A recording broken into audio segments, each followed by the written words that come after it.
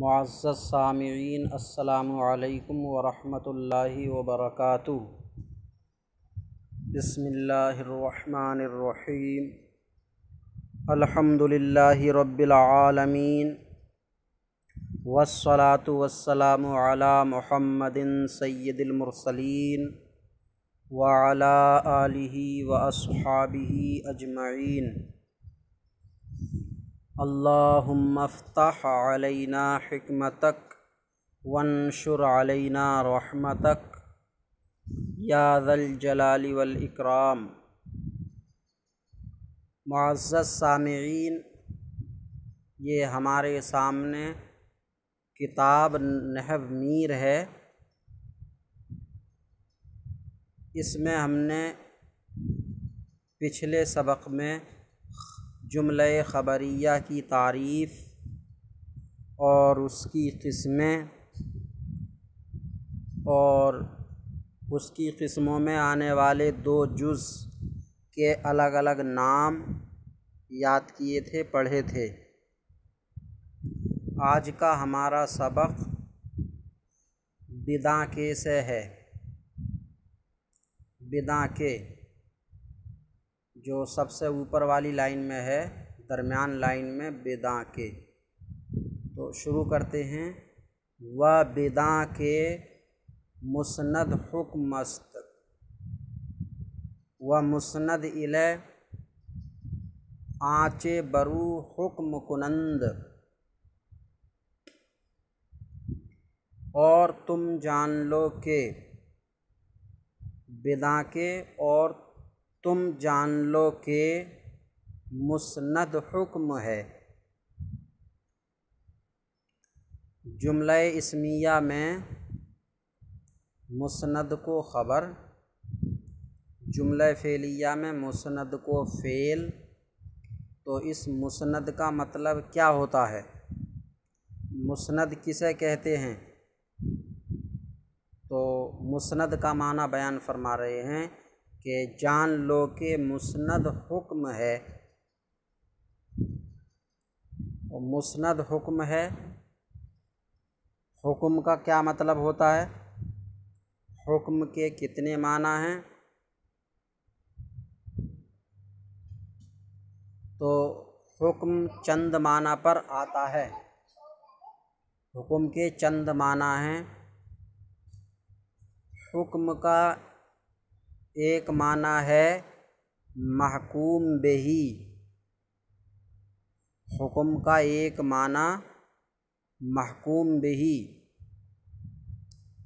محکوم بہی یعنی جس کے ذریعے حکم لگایا جائے۔ محکوم بہی جس کے ذریعے حکم لگایا جائے۔ اب اس محکوم بہی میں بھی حکم آ گیا کہ حکم کا معنی ہے محکوم بہی، اور محکوم بہی کا مطلب یا معنی ہے وہ چیز جس کے ذریعے حکم لگایا جائے۔ تو جان لو کہ مسند حکم ہے، اس حکم کا معنی ہے محکوم بہی، اور محکوم بہی کا معنی بیان کرتے ہوئے جو حکم آ رہا ہے کہ محکوم بہی وہ ہے جس کے ذریعے حکم لگائیں، اس حکم کا معنی ہے اسناد۔ اس حکم کا معنی ہے اسناد۔ تو جس کلمے کے ذریعے اسناد کی جائے دوسرے کلمے کی طرف، جس کلمے کے ذریعے دوسرے کلمے کی طرف اسناد کی جائے اس کو مسند کہتے ہیں۔ جان لو کہ مسند حکم ہے یعنی محکوم بھی ہے۔ محکوم بھی ہے یعنی اس کے ذریعے حکم کیا جاتا ہے۔ اس کے ذریعے حکم کیا جاتا ہے مطلب اس کے ذریعے دوسرے کلمے کی طرف اسناد کی جاتی ہے۔ یہ ہوا حکم ہے۔ تو حکم کا ایک معنی ہوا محکوم بہی، جس کے ذریعے حکم لگایا جائے۔ جیسے مثال کے طور پر سمجھ لیں، زید قائم، زید کھڑا ہے۔ تو قائمن یہ مسند ہے، قائمن یہ مسند ہے، مسند ہے، مسند کا معنی حکم، یعنی حکم ہے، حکم کا مطلب محکوم بھی، یعنی قائمن محکوم بھی ہے، محکوم بھی ہے مطلب اس قائمن کے ذریعے دوسرے کلمے یعنی زید کی طرف اسناد کی جا رہی ہے، ظاہر ہے اس قائمن کے ذریعے دوسرے کلمے یعنی زید کی طرف اسناد کی جا رہی ہے۔ تو زید قائمن میں قائمن حکم ہے، یعنی اس کے ذریعے اسناد کی جا رہی ہے، حاصل یہ نکلا۔ تو حکم کا ایک معنی ہوا محکوم بہی، اور دوسرا معنی ہوا اسناد، اور تیسرا معنی ہے اذعان۔ حکم کا تیسرا معنی ہے اذعان، اور چوتھا معنی ہے حکم کا خبر و قضیہ، خبر و قضیہ۔ تو یہ حکم کے 4 معنی ہیں۔ تو جان لو کہ مسند حکم ہے، یعنی محکوم بھی ہے، محکوم بھی ہے یعنی اس کے ذریعے حکم لگایا جاتا ہے۔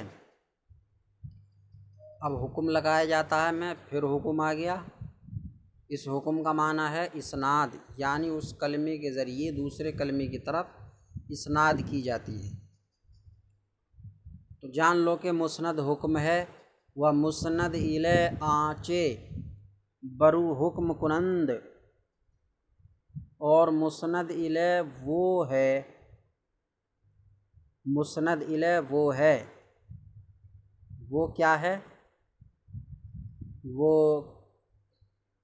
کلمہ کہہ دیں، وہ کلمہ ہے، یا مسند الی صرف اسم ہی ہوتا ہے تو اسم بھی کہہ سکتے ہیں کہ مسند الی وہ اسم ہے جس پر حکم لگائیں، حکم کریں، حکم کنند، حکم کریں یعنی حکم لگائیں، جس پر حکم لگائیں۔ تو مسند الی وہ ہے جس پر حکم لگائیں، اس میں حکم کا معنی کیا ہے؟ تو اس میں حکم کا معنی محکوم بہی نہیں ہے، جیسا کہ جان لو کہ مسند حکم ہے، اس میں حکم کا معنی محکوم بھی ہے۔ تو اس طریقے سے مسند الی وہ ہے جس پر حکم لگائیں، تو اس میں حکم کا معنی محکوم بھی نہیں بلکہ اسناد ہے، اس حکم کا معنی اسناد، یعنی مسند الی وہ اسم ہے جس کی طرف اسناد کریں، مسند الی وہ اسم ہے یا وہ کلمہ ہے جس کی طرف اسناد کریں، یہ ہوا۔ تو جان لو کہ مسند حکم ہے، اور مسند الی وہ ہے جس پر حکم لگائیں یا جس کی طرف اسناد کریں، جیسے زید قائم میں زید، یہ مسند الی ہے، زید مسند الی ہے، یعنی ایسا اسم ہے کہ اس پر حکم لگایا جا رہا ہے، حکم لگایا جا رہا ہے مطلب اس کی طرف اسناد کی جا رہی ہے، کس لفظ کی؟ قائمن کی، تو قائمن کی اس کی جانب اسناد کی جا رہی ہے۔ واسم مسند و مسند الی تواند بود، تواند بود، اسم مسند اور مسند الی ہو سکتا ہے، اسم مسند اور مسند الی ہو سکتا ہے۔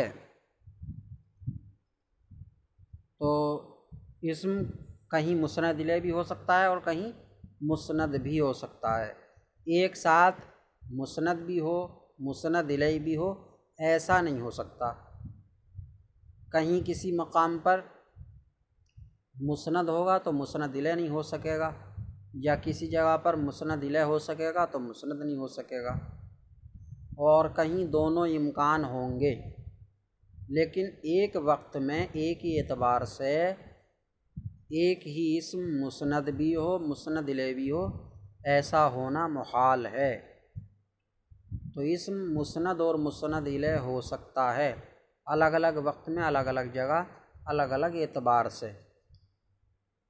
اسم مسند اور مسند الیہ ہو سکتا ہے، اور فعل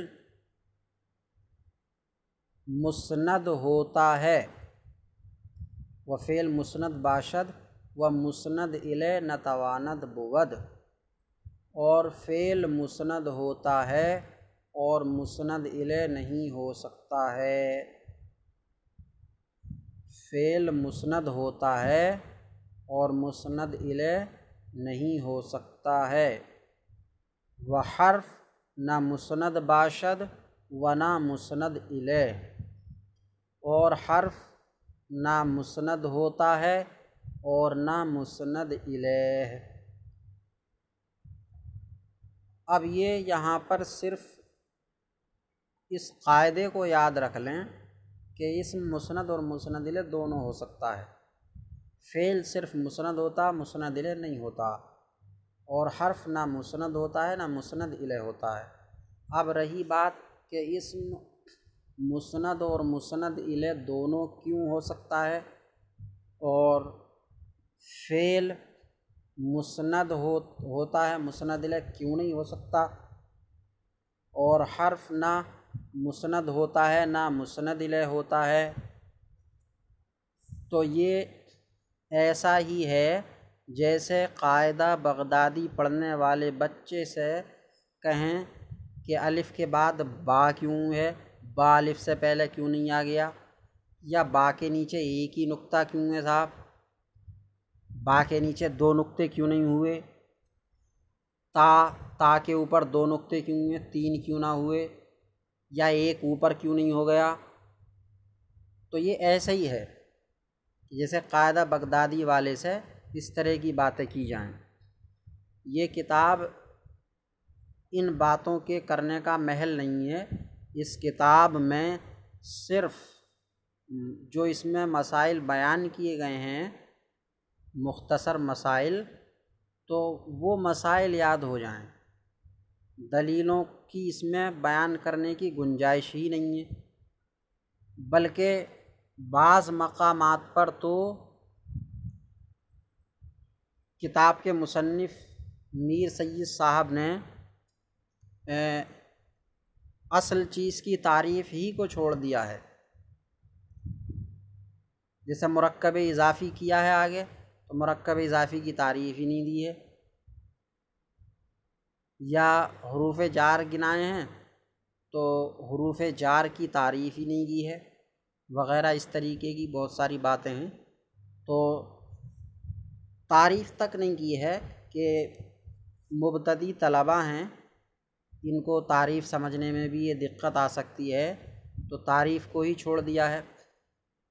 تو مصنف نے تو اتنا لحاظ کیا ہے مبتدی طلبہ کا کہ بعض مقامات پر تعریف کو ہی ترک کر دیا ہے، تو دلیلوں کی اس میں کہاں سے گنجائش ہو جائے گی، تو دلیلوں کی اس میں قطعاً گنجائش نہیں ہے۔ اس لیے یہاں جتنا انہوں نے بیان کیا ہے کہ اسم مسند اور مسند الیہ ہو سکتا ہے، بس اتنا یاد کر لیا جائے۔ اب رہی بات یہ کہ کیوں ہو سکتا ہے دونوں، تو اس دلیل کے لیے آگے کتابیں آ رہی ہیں، ان میں یہ آ جائے گا۔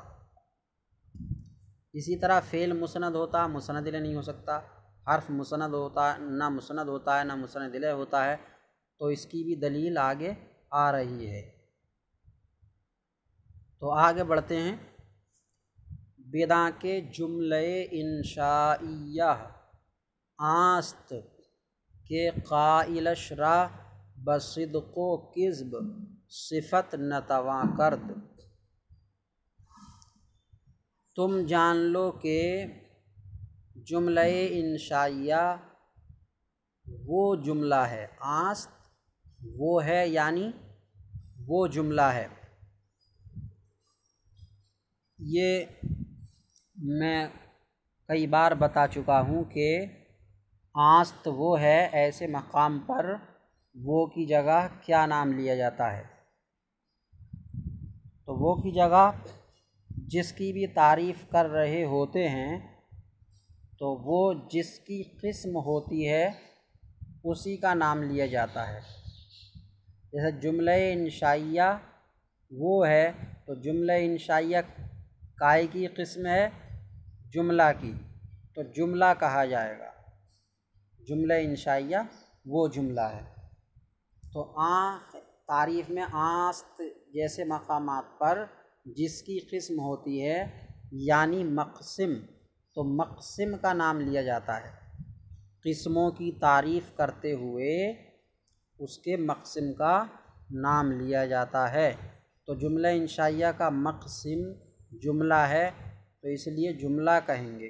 تو جان لو کہ جملہ انشائیہ وہ جملہ ہے کہ جس کے کہنے والے کو، کہ قائل اشرا جس کے کہنے والے کو سچ اور جھوٹ سے موصوف نہ کر سکیں، سچ اور جھوٹ سے موصوف نہ کر سکیں، یعنی جس کے کہنے والے کو سچا اور جھوٹا نہ کہا جا سکے، جس کے کہنے والے کو سچا اور جھوٹا نہ کہا جا سکے، کیونکہ اس میں کوئی خبر یا اطلاع ہوتی نہیں کہ اس کے کہنے والے کو سچ اور جھوٹ سے موصوف کیا جا سکے، سچا اور جھوٹا کہا جا سکے، بلکہ اس میں تو ایک نیست شے کو ہست کرنے کے لیے کہا جاتا ہے۔ انشائیہ کا معنی یہ ہوتا ہے کہ انشاء نیست سے ہست کرنا، پیدا کرنا۔ تو جان لو کہ جملہ انشائیہ وہ جملہ ہے جس کے کہنے والے کو سچ اور جھوٹ سے موصوف نہ کر سکیں۔ وہاں بر چند قسم است، اور وہ چند قسم پر ہے۔ جملہ انشائیہ کی چند قسمیں ہیں۔ جملہ خبریہ کی 2 ہی قسمیں تھیں، لیکن جملہ انشائیہ کی چند معنی کئی قسمیں ہیں۔ اب ان کئیوں میں سے یہاں پر 10 بیان کی ہیں، یہاں نحو میر میں 10 بیان کی ہیں۔ تو اب یہ مطلب نہیں ہے کہ جملہ انشائیہ کی 10 ہی قسمیں ہیں، اس کتاب میں جو 10 بیان کی ہیں ان کے علاوہ بھی اور قسمیں ہیں، تو سب بیان نہیں کی ہیں، بہت ساری قسمیں ہیں، کچھ کو یہاں بیان کر دیا ہے۔ وہاں بر چند قسم است، اور وہ چند قسم پر ہے۔ اب قسمیں انشاءاللہ ہم اگلے سبق میں شروع کریں گے۔ آج کا ہمارا سبق اتنا ہی ہے۔ اللہ تبارک و تعالیٰ سے دعا ہے کہ سبق کو سمجھنے اور یاد کرنے کی توفیق عطا فرمائے۔ السلام علیکم ورحمۃ اللہ وبرکاتہ۔